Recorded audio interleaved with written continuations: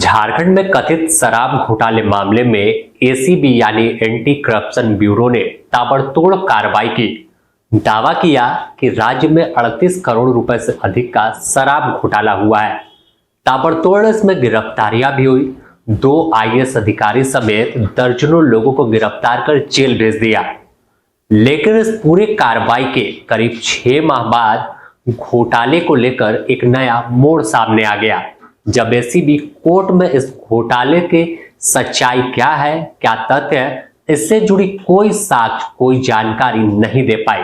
जी हां, एसीबी ने चार्जशीट दाखिल नहीं किया, जिसका नतीजा है कि शराब घोटाले के आरोप में जिन बड़े अधिकारियों की गिरफ्तारी हुई, उनके साथ तमाम वह सिंडिकेट से जुड़े लोग जो दावा था कि तमाम शराब घोटाले के जरिए बड़े पैमाने पर मनी लॉन्ड्रिंग किया है, उन्हें बाय डिफॉल्ट बेल मिल गई।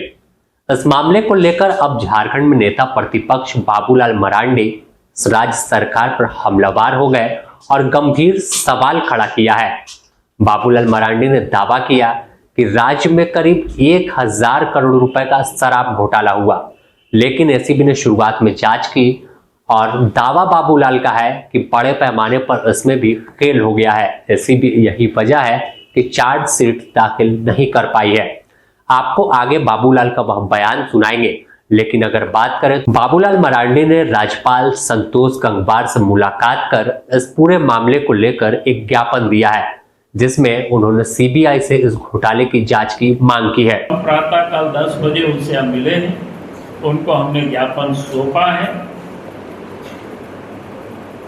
क्योंकि इस मामले की जांच होगी तो ये पता चलेगा कि इसमें कितना बड़ा घोटाला हुआ और इस घोटाला में कितने लोग शामिल हुए। आखिर आज एसीबी को क्या परेशानी है कि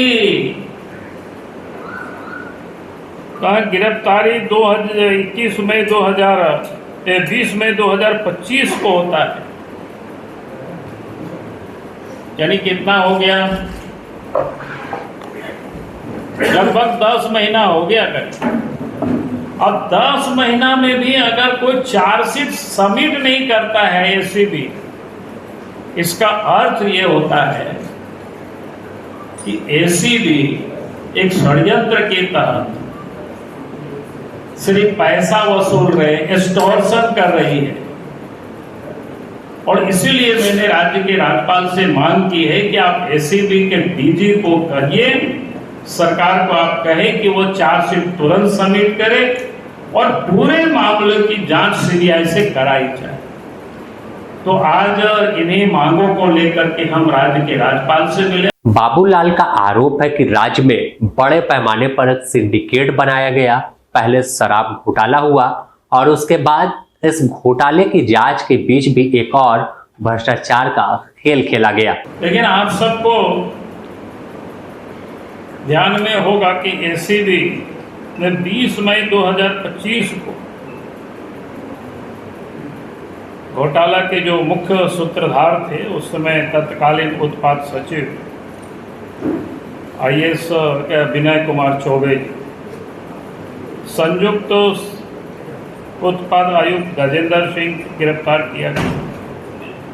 किस प्रकार से आनन फनन में गिरफ्तारी हुई थी, यह आप सबको जानकारी में। पूछताछ के लिए बुलाया जाता है, पहले कोई एफआईआर भी नहीं था और फिर एफआईआर करके उनको तुरंत जेल में डाल दिया। और 21 मई 2025 को Jharkhand state beverage corporation limited के जो महाप्रबंधक सुधीर कुमार दास, पूर्व महाप्रबंधक सुधीर कुमार, प्लेसमेंट एजेंसी के नीरज कुमार, ऐसे लोगों को गिरफ्तार।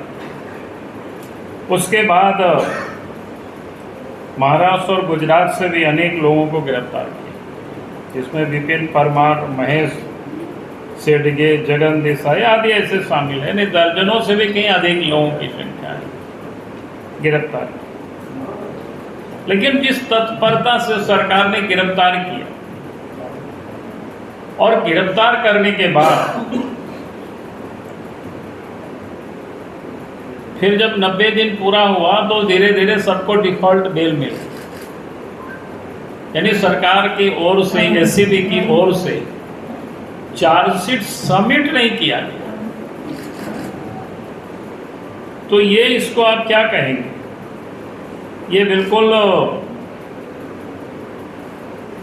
क्या कहते हैं, पूरे इसमें भी साजिश ही नहीं बल्कि इनको बचाने की एक साजिश, और इसमें भी पैसा कमाने के एक प्रकार से षड्यंत्र किया गया। पहले शराब घोटाला में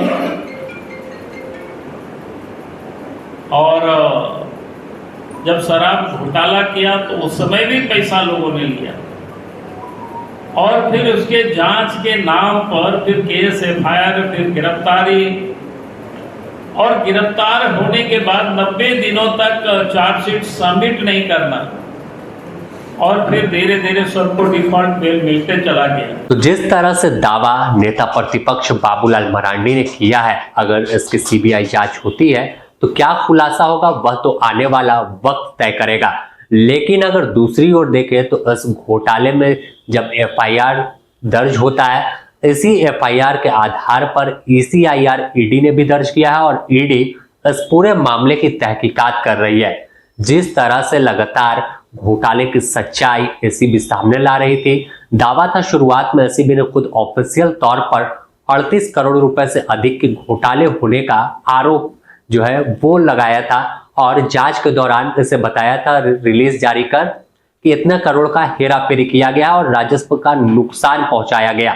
लेकिन चार्जशीट दाखिल नहीं होना सवाल खड़ा करता है, और अब इसी सवाल को लेकर विपक्षी तमाम पार्टियां, राज्य में जो मुख्य विपक्षी है भाजपा, वो सरकार पर सवाल खड़े कर रही है और सच्चाई क्या है यह जनता के सामने लाने की बात कर रही है। बने रहे द न्यूज़ पोस्ट के साथ, इससे जुड़ी और भी अपडेट आपको देंगे।